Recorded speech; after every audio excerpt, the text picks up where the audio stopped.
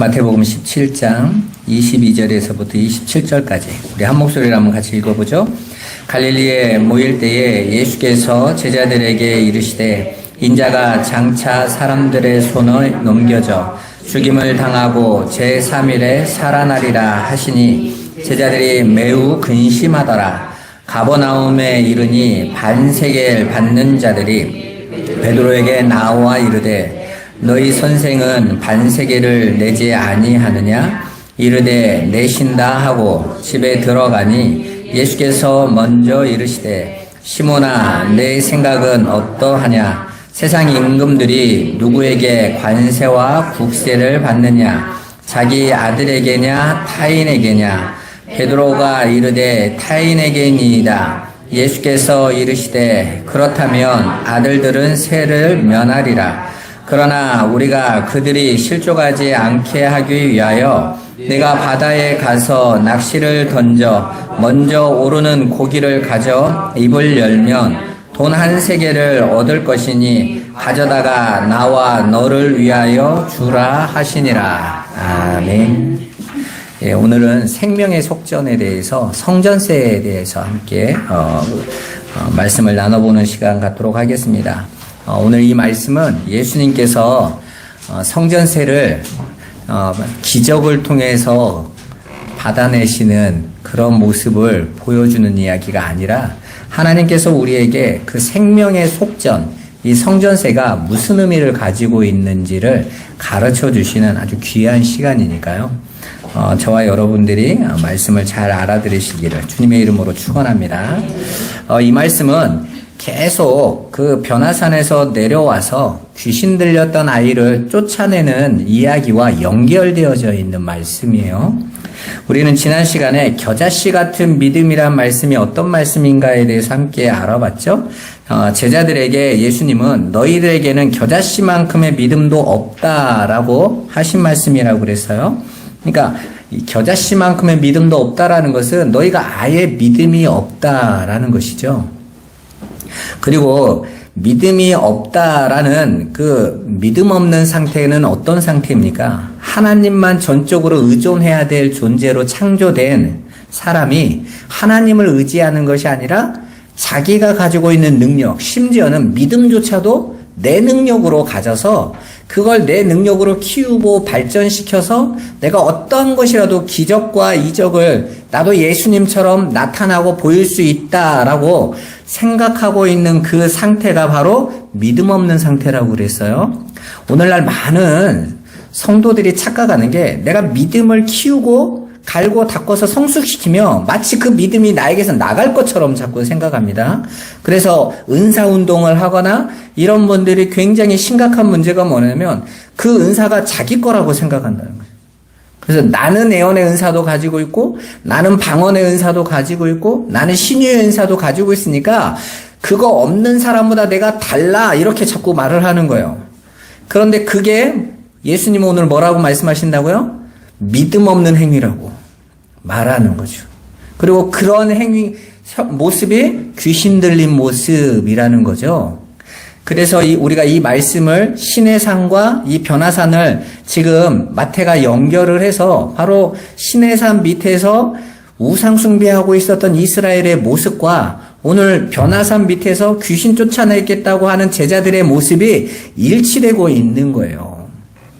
그러니까 믿음이 없는 상태는 다른 말로 하면 귀신에 들려있는 상태인 것이죠.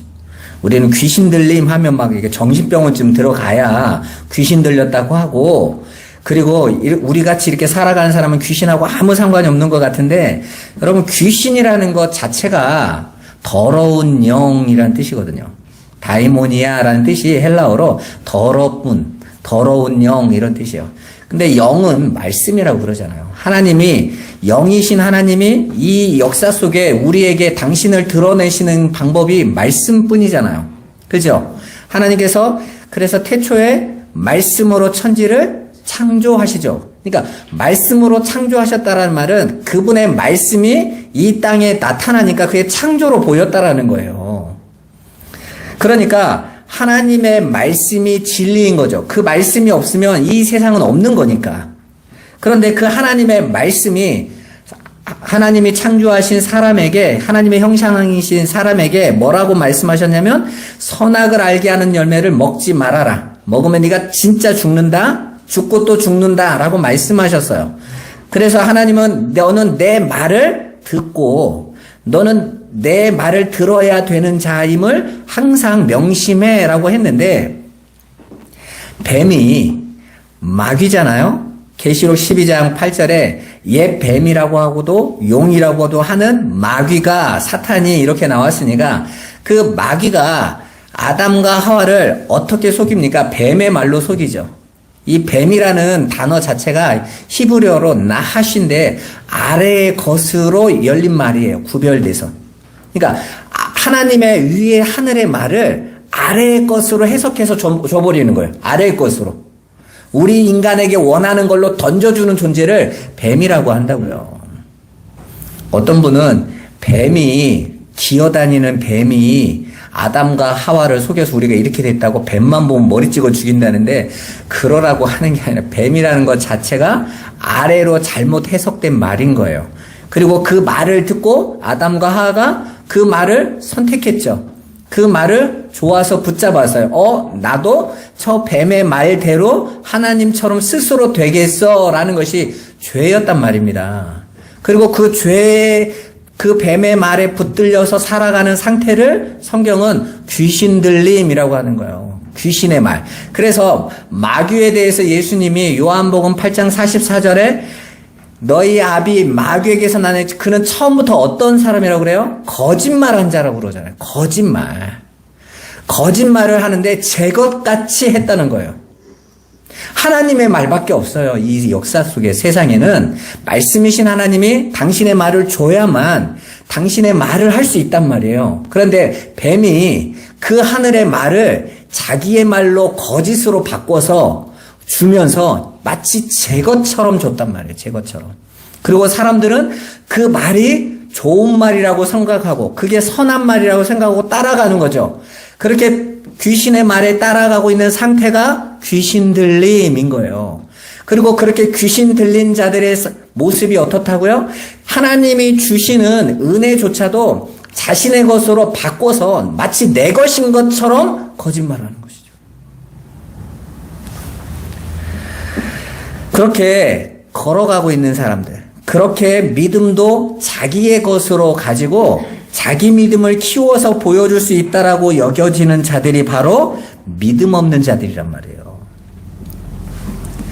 그리고는 예수님이 겨자씨 같은 믿음이 있는 자들은 산을 명하여 옮길 수 있다고 말씀하세요. 여기서 겨자씨 같이 생긴 믿음이라는 것은 겨자씨 자체가 눈에 보이지 않는 것이니까요.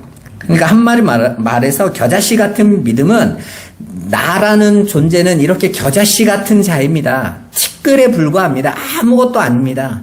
하나님의 은혜가 아니면 저는 안 됩니다를 가진 게 믿음이라는 거예요. 그렇게 성도의 믿음은 이 땅에서 능력으로 나타나거나 눈에 보이는 힘으로 측정할 수 있는 것이 아니라는 거예요. 왜냐하면 진짜 믿음은 자기가 겨자씨처럼 부인되어져서 하나님의 일하심만이 드러나는 모습으로 나타나는 것이기 때문이에요. 믿음은 우리가 자기 부인의 현실 속에서 그게 바로 하나님의 능력이고 일하심인 거죠. 하나님의 능력과 일하심이 하나님의 백성에게 믿음으로 부어져서 그들로 하여금 원래의 자리로 돌아가게 하는 거라고 했죠. 그래서 제가 히브리어에서 교만이라는 단어, 이 히브리스라는 단어의 뜻이 자기 자리를 이탈한다는 뜻이라고 그랬잖아요. 그러니까 하나님은 콧대 높은 사람을 싫어하는 게 아니라 여러분 자기 자리를 벗어난 것. 그러니까 피조물이 원래 있어야 돼. 그 피조물의 자리를 벗어나서 나도 하나님처럼 되겠어요 하고 올라온 것이 교만인 거예요.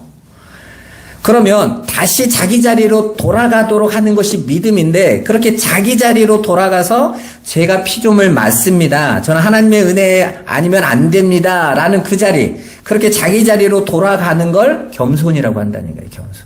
그냥 나 돈도 많고 잘나고 있는데 제가 뭘요, 제가 부족하죠, 이게 겸손이 아니라 내가 어떤 존재인지 깨달았어, 알았어. 그래서 그 하나님 믿음으로 나라는 존재를 알아서 그냥 하나님의 뜻에 나를 온전히 맡겨버리는 거예요. 그래서 아브라함이 내 아들 독자 이삭을 바쳐라 그랬더니 어떻게 합니까? 그냥 하나님 앞에 바쳐버려요.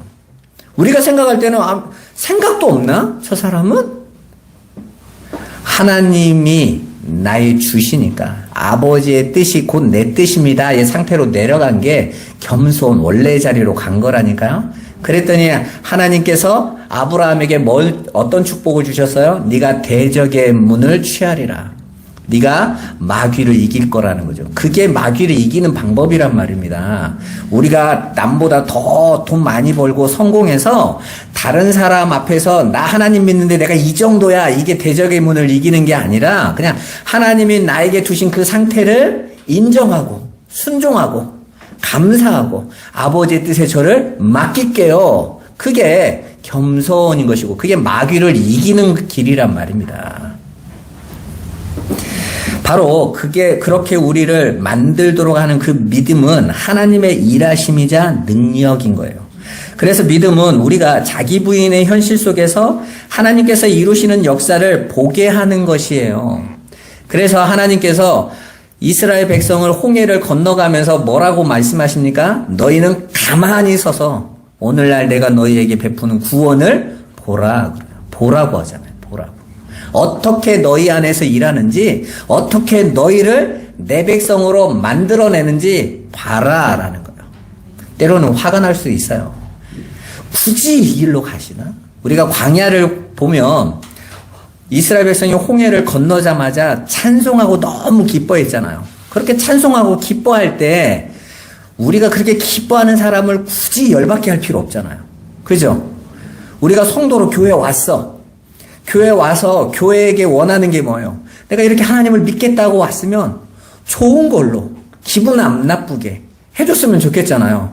근데 하나님은 그 홍해를 건너고 그 뛸듯이 하나님을 찬양하고 있는 이스라엘 백성을 제일 먼저 어디로 끌고 가세요? 마라의 오아시스로 되어요.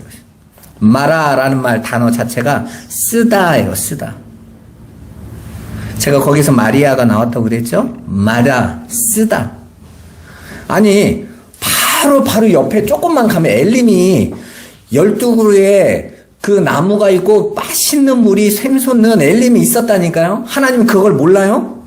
아는데 하나님이 마라로 먼저 데려가시고 내가 어떤 존재인지 이스라엘 백성이 거기 가서 뭐합니까? 불평하죠. 금방 찬양했던 사람들이 금방 불평해요. 왜 내가 하나님의 구원을 받고 왔는데 왜 하나님이 내 인생을 이렇게 쓰리쓰게 만들어 버립니까? 불평해요. 근데 하나님께서 그 안에서 나무 하나를 던지게 하시고 내가 너희에게 치유하는 하나님이다 라는 소리를 들을 거야. 내가 너희를 치유할 거야. 너희가 물이 쓴 게 아니라 하나님을 떠난 너희 상태가 쓴 거야. 그걸 내가 고쳐낼 거야. 바로 그겁니다, 여러분. 성도의 인생은 그리로 가는 거니까요. 하나님이 그렇게 우리의 삶을요, 우리가 원하는 것이 아니라 당신의 원하신 대로 이끄셔서 우리를 온전히 하나님만 바라보게 하신 거예요. 여러분, 때로는 여러분의 인생을 바라볼 때 화가 날 때도 있을 거예요. 여러분 삶을 바라볼 때 왜 이런 부모님, 왜 이런 환경, 내가 이런 상황, 내 이런 상태 속에 나를 이끌어갔나? 괜찮아요. 하나님이 그걸 일부러 주신 거라니까요. 그걸 주셔서 나는 치유하는 하나님이다. 내가 너와 함께해서 내가 너희를 하늘의 영광으로 어떻게 만들어내는지 봐봐 그러는 거예요. 그래서 그걸 본 자들은요 확신하는 거죠. 이제 괜찮아요. 어떤 자리든지 저는 괜찮아요 하고 갈 수 있는 믿음의 사람으로 세워지는 거라니까요. 그러한 겨자씨의 믿음을 갖게 된 자는 그들이 지금까지 두려움에 떨던 그 율법의 산을 바다로 던져버리는 구원의 현실을 경험하게 될 거라는 거예요. 율법의 산은 내가 어떻게 하느냐에 따라서 평가가 나오는 거예요. 잘하면 복 주고 잘못하면 벌 주고. 그래서 율법의 산에 묶여있는 자들은요 날마다 그 율법이라는 법 아래에서 벌벌벌벌 떨어요. 혹시 내가 뭐 잘못했나? 혹시 내가 문제를 일으켰나? 여러분 신앙생활을 해보면서 그런 경험 안 해보셨어요? 어떤 사건 터지면 내가 하나님 뭐 잘못했나? 기억도 안 나는데 일단 가서 회개부터 해. 하나님 잘못했어요. 생각해보면 뭘 잘못했지? 근데 일단은 내게 이런 문제와 사건이 터진 거 보니까 저 위에 계신 분이 뭔가 기분이 언짢으신 것 같아. 불안한 거죠. 제가 오산에서 사역할 때는요, 열심히 새벽 기도 나오고 예배를 한 번도 안 빠지는 집사님이 한 번 오셨는데 열심히 나오시더라고요. 물어봤어요. 집사님 왜 이렇게 열심히 하세요? 그랬더니 목사님, 제가 새벽 기도 한 번만 빠지면 그날 사건 터져요. 주일날 한 번만 빠지면 그 주간에 사건 터져요. 그래서 제가 그 집사님한테 그랬어요. 집사님, 복음은 그렇게 하나님 무서워서 다니는 거 아니다. 하나님이 자유를 주신 거다, 자유를.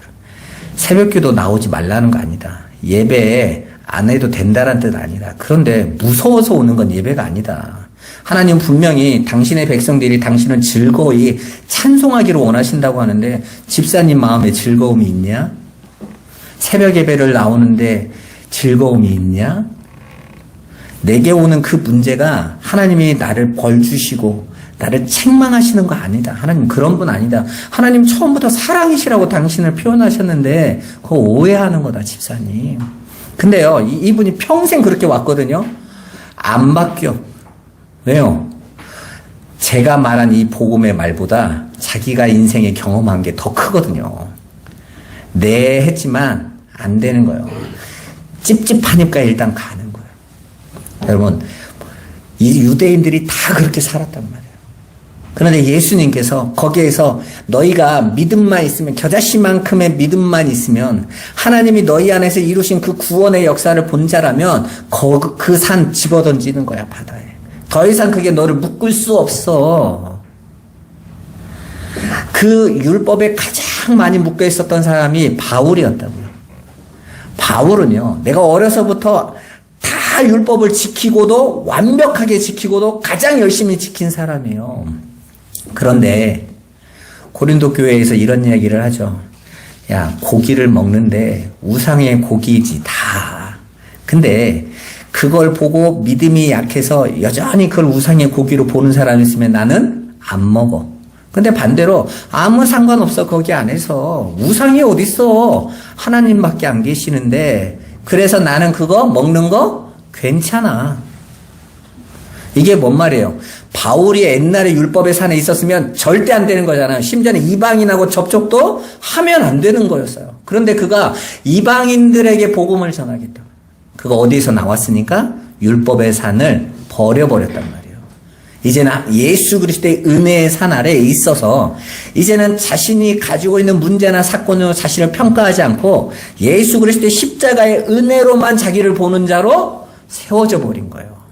그게 자유라는 것입니다. 그렇게 예수님께서는 십자가로 다 성취해 내버리신 거예요. 그러니까 성도는 끊임없이 자신을 부인당하고 하나님의 영광만을 드러내는 거룩한 삶을 살게 된다는 것입니다. 아까 우리 사모님이 찬양 인도하면서 그런 얘기 하잖아요. 분위기에, 내 기분에 하나님은 흔들리지 않으신다고. 그게 내가 그러고 있는 거지 하나님은 그러시지 않는단 말이에요. 근데 저와 여러분들이 이제 하나님과 마음이 하나가 돼서 이제는 내가 우울하든지 내가 슬프든지 내가 힘들든지 잠 못 자든지 난 그냥 하나님 바라보면 돼요. 상관없는 거니까. 여러분, 이 세상에 있는 모든, 나에게 주어지는 모든 환경은요, 하나님과 나와의 관계를 막을 수 있는 거 아무것도 없다는 거예요. 그러니까 저와 여러분의 위험이나 적신이나 칼이나 사망이나 그 어떤 것도 우리를 그리스도의 사랑에 끊을 자가 없다, 이렇게 말씀하셨잖아요. 그러면 그거 없으니까 나 그 문제 없어야 된다는 뜻이 아니라 그 문제가 하나님과의 나의 관계를 가로막을 수 있는 게 없다라는 거예요. 그러니까 내가 우울한 건 상관없이 하나님 찬양하는데 아무런 문제가 없어. 근데 우리는 착각하거든요. 오늘은 예배 드릴 기분이 아니야. 오늘은 마음이 우울해서 기도할 마음이 안 생겨. 그건요, 내가 여전히 거기 묶여 있어서 그래요. 근데 복음은요, 자유케 한 거라니까. 그건 기분대로 살라고 해. 감정대로 가라고 해. 너는 나만 바라봐. 그러니까 내 안에 있는 진짜 하나님 앞에 새롭게 창조받은 나는 그거 안 묶이고 자유롭게 하나님을 예배할 수 있는 거예요. 그래서 내가 이런 기분으로 예배하면 하나님이 안 받으실 것 같죠? 천만의 말씀입니다. 하나님은 저와 여러분이 가지고 있는 그 중심, 당신이 세우신 아들로서 우리를 받으세요. 아픈 거 다 아시고 힘든 거 다 아시고, 야, 네가 이제 그 장애물에 걸리지 않는구나. 오히려 기뻐하신다고요. 그래서 우리는 하나님 앞에 항상 예배하는, 그게 바로 거룩한 자니까요. 그래서 귀신에 들린 아이의 치유 사건 뒤에 예수님의 십자가와 부활의 이야기가 나오는 거예요. 아무도 거기서 빠져나올 수 없어요. 아무도 그 귀신 들림에서 해방될 수 없어요. 아무도 사망에서 나올 수 있는 자가 없어요. 그럼 어떻게 해야 돼요? 당신의 십자가의 피로 부어서 살려내는 방법밖에 없으니까 예수님이 바로 그 이야기를 바로 던지시는 거예요. 예수님의 십자가가 아니고는 귀신에 들려있는 이 세상이 절대 하나님 앞으로 나올 수도 없고 구원을 받을 수도 없는 상태라는 것을 말해주는 거예요. 아울러 그렇게 예수님의 십자가만을 붙들고 그분의 공로만을 의지하여 자신의 티끌됨과 겨자씨됨을 인정하고 하나님의 주권과 능력과 뜻, 즉 하나님의 경륜에 자신의 인생을 전부 다 걸어버리는 것을 겨자씨 같은 믿음이라고 하는 거예요. 겨자씨는 자기 스스로 자랑할 수 있는 게 없거든요. 눈에 보이지도 않을 상태니까. 그러니까 오직 하나님의 은혜 아니면 내세울 게 없는 것이죠. 그리고 바로 그 상태가 기도의 본질인 거예요. 그러니까 기도라는 것 자체도 예수님이 너희가 기도하면 그랬잖아요. 그러니까 믿음과 기도는 일치된 말인 거예요. 하나님께서 믿음으로 나에게 보여주신 것을 구하는 게 기도니까요. 그러니까 그걸 보지 못하면 그냥 내 소원 아래는 것 수준에서 못 빠져나온단 말입니다. 그게 바로 율법의 산에 묶여있는 자들의 모습인 거예요. 귀신 쫓아주세요. 문제 해결해 주세요. 거기에 머물 수밖에 없는 거죠. 믿음은 그렇게 우리 자신이 겨자씨보다 작은 티끌임을 인정하고 그래서 우리는 예수 그리스도의 십자가의 공로만을 의지하며 믿음의 선물로 받을 수밖에 없는 자라는 것을 고백하는 거예요. 따라서 여러분이 신앙생활 하면서 나는 이렇게 믿음이 없지라든지 난 왜 이렇게 성경이 믿어지지 않지라거나 나는 하나님의 택함을 받은 사람이 아닌 것 같아 라는 등의 고민을 하고 계신다면 그때가 여러분이 진짜 겨자씨 같은 믿음을 발휘하고 있는 거예요.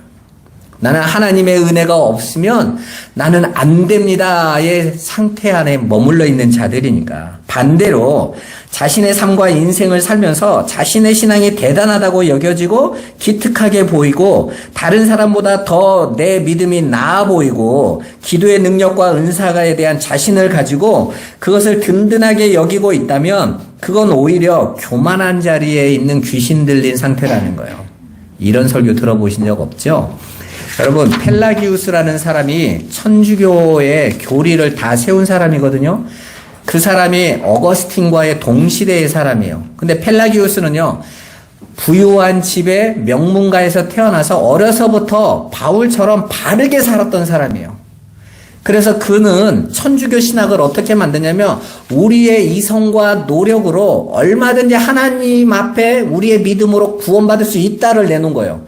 그게 천주교가 내놓은 신앙이에요. 자기의 열심으로 하나님 앞에 믿음을 이루어서 올라갈 수 있다. 반대로 어거스틴은 어려서부터 개차반으로 살던 사람. 벌써 10대에 창녀와 결혼해서 애를 낳고요. 막 엄마 기도하는 어머니가 하도 믿음을 얘기하니까 그거 도망가가지고 그렇게 도망 다니다가 로마에서 하나님을 만났어요. 그러니까 어거스틴은요. 처음부터 끝까지 자기는 죄인이라는 것을요, 한 번도 빠져나가지 못했던 사람이에요. 그런데 오히려 그는 그 죄를 통해서 예수 그리스도의 십자가의 은혜를 알았어요. 그래서 어거스틴이 고백했죠. 거룩한 죄여 그랬단 말이에요. 하나님이 내게 죄를 거룩하게 주셨구나. 그것 때문에 내가 예수의 은혜를 알게 하셨으니 이 죄가 거룩하지 않냐. 하나님이 주시는 도구로 여겼단 말입니다. 그래서 어거스틴은 의인은 오직 믿음으로 말미암아 사는 거구나. 이걸 안 거고 펠라기우스는요. 내 힘으로 갈 수 있다예요. 그래서 천주교는 그 펠라기우스의 영향으로 열심히 자기 의를 쌓아가고 있는 지금도 열심히 돕고 살고 하나님 앞에 또 교회 안에 열심히 세워서 자기의 의로 구원받을 수 있다라고 내세운 것입니다. 여러분, 저와 여러분들의 신앙은 바로 그 지점에 있는 거예요.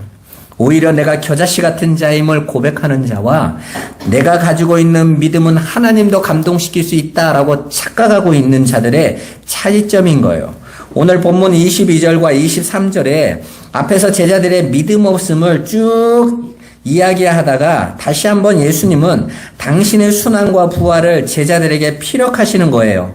하나님 나라는 이렇게 예수님의 대속의 죽으심으로만 완성되는 자기가 부인된 은혜의 공동체이기 때문에 그렇습니다. 그러니까 예수 그리스도의 십자가로만 완성된다라는 것은 그 십자가를 믿는 믿음 가진 자들에게는 자기가 온전히 아무것도 아닙니다라는 인정함이 함께 포함되어야 되잖아요. 제가 전에 한번 말씀드렸죠. 믿음은 철저히 나는 아무것도 아닙니다라는 고백이라고요. 누군가를 믿는다라는 것 자체가 내가 안 되니까 믿는 거잖아요. 근데 내가 나를 1%라도 의존하고 있으면 남을 믿지 않는다니까요. 99%는 믿습니다는 없어요. 1%라도 자기를 붙잡고 있는 사람은 남을 믿는 게 아니라고요. 그냥 그걸 도움받으려고 하는 것이. 믿음은 철저히 100% 나는 아무것도 아닙니다에 대한 고백과 선언이라는 거예요. 먼저 그러한 은혜의 공동체의 현실을 가르쳐 주시기 위해서 오늘 마태는 성전세 문제를 내놓은 거예요. 먼저 여기서 말하는 반세겔이라는 단어는 이스라엘이 애굽에서 나온 후에 시내산에서 인구조사를 한 직후에 모든 이스라엘 남자들이 내었던 생명의 속전을 말하는 것입니다. 하나님께서 애굽에서 종살이하던 저들을 건져주신 생명의 대가로 이스라엘의 모든 남자가 여호와께 바쳤던 거예요. 그 이후로 이 반세겔은 모든 이스라엘 남자들에게 의무적으로 부과되는 성전세입니다. 그래서 매년 봄 6월절 전에 모든 이스라엘 남자들은 반드시 성전에 와서 환전상에게 돈을 바꾸어 반세겔을 바쳤어요. 왜 환전상에게 바꿨냐면 밖에서 유통하는 화폐가 아니었어요. 성전에서만 내는 화폐였거든요. 그래서 그 성전세를 바꾸기 위해서는 환전상에게 세상에 돈을 주고 거룩한 돈, 자기들이 거룩하다라고 말하는 그 반세겔을 바꿔서 내는 거였습니다. 출애굽기 30장 15절 16절 이 성전세를 한번 알아보죠. 같이 한번 읽어보겠습니다. 너희의 생명을 대속하기 위하여 여호와께 드릴 때에 부자라고 반세겔에서 더 내지 말고 가난한 자라고 덜 내지 말지며 너는 이스라엘 자손에게 속전을 취하여 회막 봉사에 쓰라. 이것이 여호와 앞에서 이스라엘 자손의 기념이 되어서 너희의 생명을 대속하리라. 아멘. 예, 이 성전세는 속전이다 이렇게 분명히 말을 하고 있죠. 그건 생명을 대속한 속전이라는 거예요. 위의 내용을 잘 보면 이스라엘 백성들이 하나님께 드리는 이 생명의 속전은 부자라고 더 내는 것도 아니고 가난하다고 안 내는 것도 아니에요. 그죠? 이스라엘 백성들이라면 모두가 똑같이 반세겔씩을 내야 하는 것이 생명의 속전이에요. 그러니까 이건 헌금을 많이 내라는 의미가 아니라는 거죠. 그 안에는 이 생명의 속전을 내놔라 라고 말할 때는 하나님께서 그 안에서 뭔가를 가르치시려는 의도를 가지고 있다는 거예요. 그래서 부자나 가난한 자가 아니라 다른 기준인 거예요. 너희를 애굽에서 종되었던 너희를 생명을 구원한 하나님의 은혜에 대한 상기인 거예요. 따라서 이 속전은 성전을 유지하는 명목의 헌금과는 다른 차별화된 의미가 있었습니다. 그것은 이 땅에 생명의 속전으로 오실 예수 그리스도로 말미암는 구원의 조건 없는 은혜를 설명하는 것이기 때문이에요.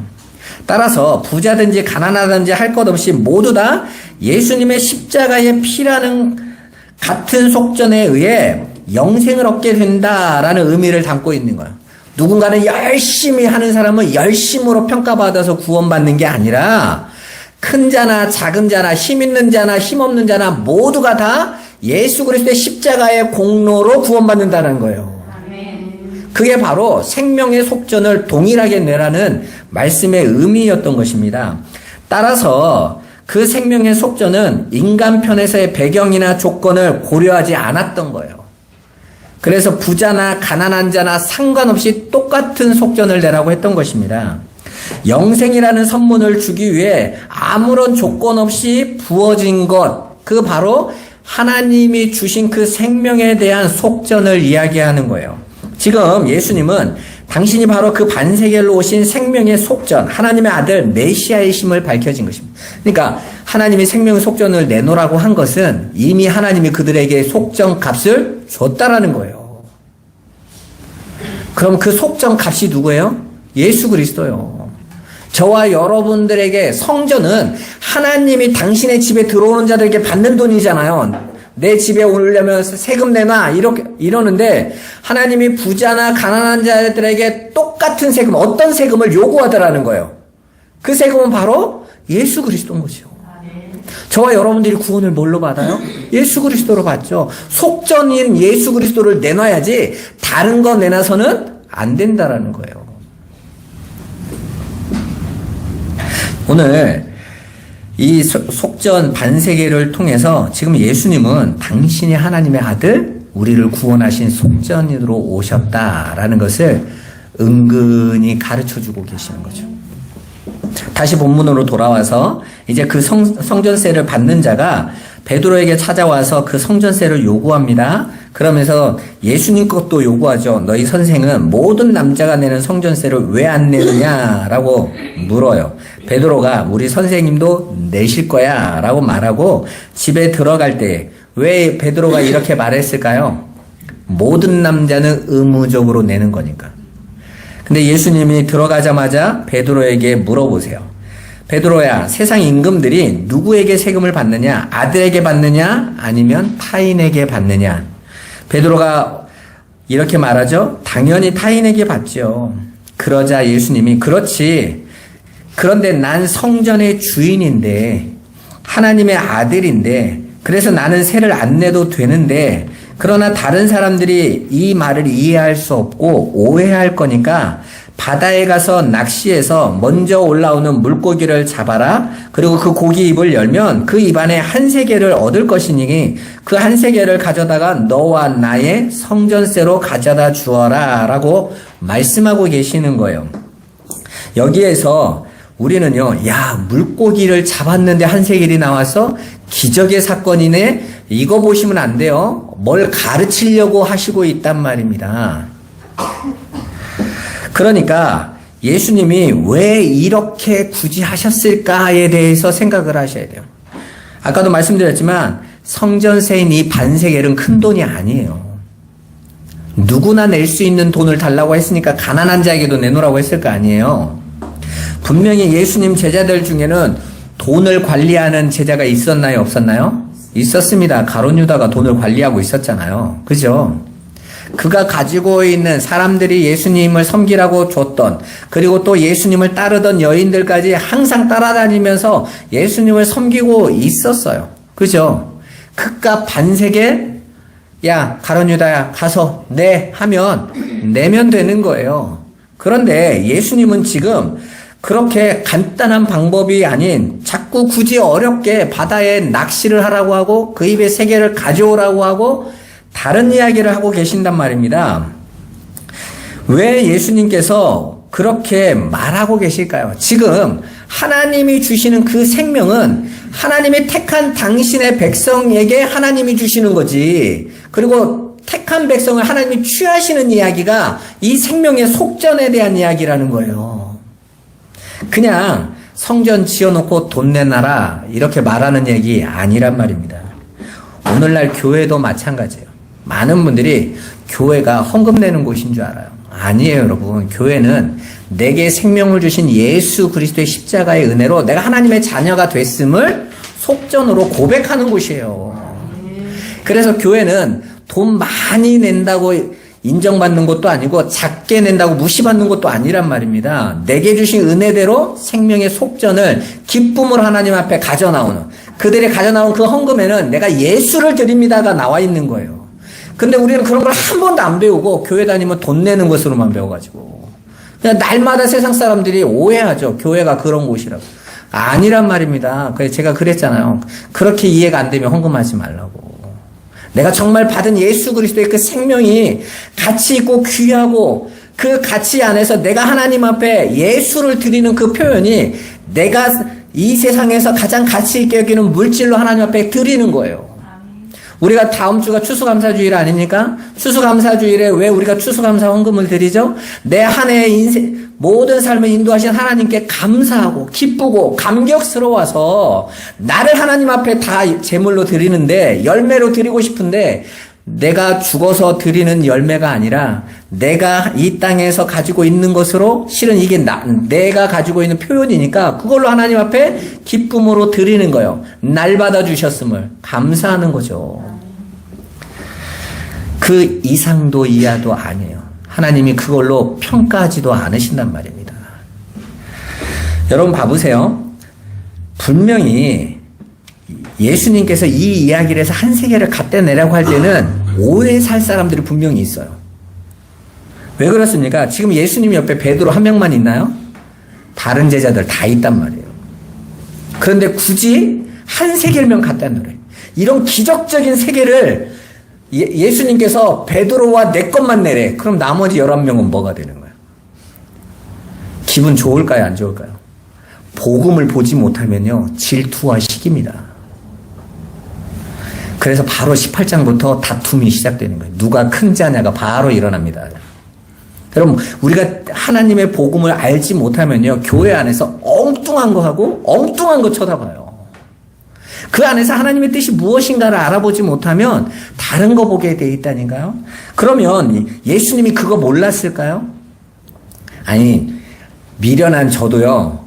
어디 야유회 갔을 때 우리 성도 다 있으면 아이스크림을 내가 정충기 장로님이 하나만 안 사준다고요. 다 사주지. 그 정도 눈치 없는 사람은 없어. 옆에 다 있는데 정 장로님하고 저만 먹어요. 이래봐요. 나머지는 어떻게 되는 거예요?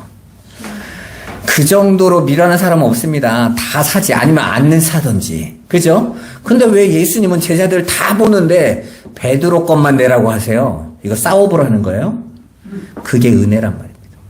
하나님이 당신이 택한 자에게 하나님의 생명을 값없이 주는 것.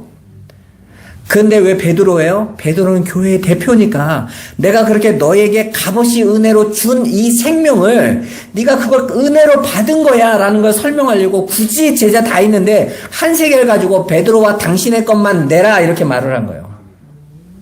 하나님이 기뻐하신 뜻대로 주신 거라는 거예요. 그런데 저와 여러분은 그렇게 아버지의 기뻐하신 뜻으로 다 아들들로 부름받았으니 얼마나 감격스러워요. 75억의 인구 중에 하나님께서 저와 여러분들, 아니 이 역사에 얼마나 많은 사람이 지나갔습니까? 그 속에서 하나님이 저와 여러분들에게 마치 바다에 그 수없이 많은 물고기 중에 어떤 한 물고기가 잡혀서 그 입에서 세계를 받아내시는, 너를 내 거야 라고 채워주시는, 그렇게 걸려들게 하시는 하나님의 은혜가 복인 거죠. 여러분, 생명의 속전은 그렇게 인간들의 노력이나 공로가 개입되지 않는 거예요. 인간의 자격이나 됨됨이를 근거로 주어지는 것이 아닙니다. 예수님은 지금 생명의 속전이 오로지 하나님의 은혜로만 택함을 받은 자기 백성들에게 값없이 주어지게 된다라는 것을 가르쳐 주시기 위해서 일부러 기적을 행하신 것이고 일부러 베드로와 당신 것만 내라고 말씀하고 계시는 거예요. 그러니까 예수님 지금 값없이 거저 택함 받고 생명이 주어지는 교회의 은혜성을 가르쳐 주시는 것입니다. 여러분, 여러분들에게 남들과 다른 여러분만의 고민이 있으세요? 여러분들에게 여러분 자신에게만 문제가 있으세요? 그거 예수님과 여러분이 둘이 함께 이야기하자고 한 세겔로 묶어놓으신 문제란 말이에요. 그러면 저와 여러분들은 그걸 불평하고 원망하는 게 아니라 기도하고 하나님 앞에 구해야 되는 거예요. 왜요? 우리는 그걸 가지고 성전으로 들어가야 되니까. 하나님 앞에 나아가야 되니까. 복이란 말입니다. 우리는 돈 되는 건 좋은 거라고 생각하고 문제는 나쁜 거라고 생각하는데 천만의 말씀이에요. 저와 여러분은 모두가 다 예수 그리스도와 연결된 하늘의 백성들이에요. 여러분들에게 내어주시는 모든 것들은 한 세겔로 들어가 있는 거예요. 그러니까 예수님은 지금 값없이 거저 택함 받고 생명이 주어지는 바로 성도에게 부어지는 교회의 은혜성을 가르쳐주고 있는 거예요. 바로 귀신 들린 그 아이도 예수 그리스도의 십자가의 은혜로 구원받는 것이고 그 자기들이 잘났다고 말하고 있는 그 제자들도 사실은 예수 그리스도의 은혜로 구원받는 거예요. 누가 낫고 누가 틀리는 거 없단 말입니다. 하지만 그런 감추어진 의도를 잘 모르는 다른 제자들이 어떤 생각을 하겠어요? 그 은혜를 보지 못하기에 시기와 질투를 일으키는 거예요. 오늘날 성도들도 바로 그 은혜성을 보지 못하면 신앙을 오해하고 갈등하고 경쟁하는 데 힘을 다 쏟아버린단 말입니다. 이게 얼마나 안타깝습니까? 생명을 보지 못하고 생명의 은혜, 그 은혜에 집중하지 못하고 엉뚱한 것 따라가는 거예요. 바울이 그러죠. 술 취하지 마라. 이는 방탕한 것이니 성령의 충만함을 받아라.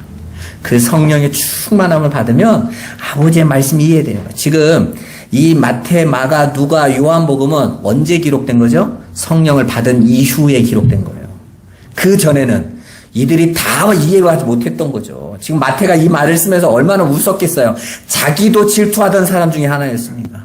자기도 시기하고 있었고 자기도 분노하고 있었고 왜 베드로만 저렇게 챙기시는 거야? 그러면서 뒤에서 말은 못하고 씩씩거리고 그래 내가 넘버 7쯤 되니까 내가 말 안 낸다 이러면서 지금 이를 갈던 사람 아닙니까? 그런데 이제 성령을 받아서 다시 예수님의 그 하신 뜻을 보니 이게 교회를 향한 은혜에 대한 이야기구나.